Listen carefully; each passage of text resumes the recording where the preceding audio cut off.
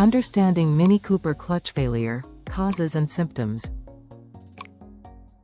When was the last time you had your Mini Cooper clutch tested? The clutch plays an important role in the overall gear shifting process.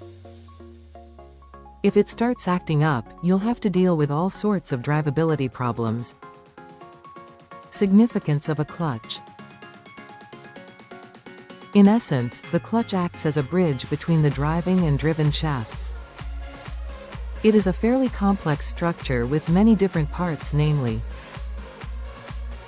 flywheel, friction disc, pressure plate, spring and release levers.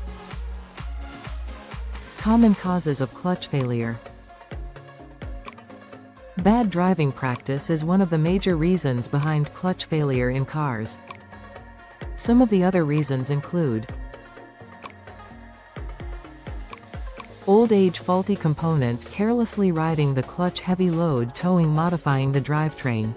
Signs of clutch problem in Mini Cooper. Sign number 1: stiff clutch pedal.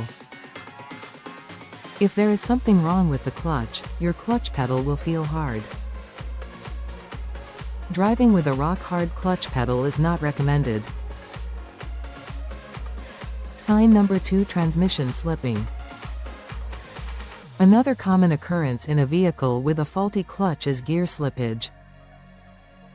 Gear slipping and shifting issues may also point to a transmission issue. Sign number 3: odd noise and odor.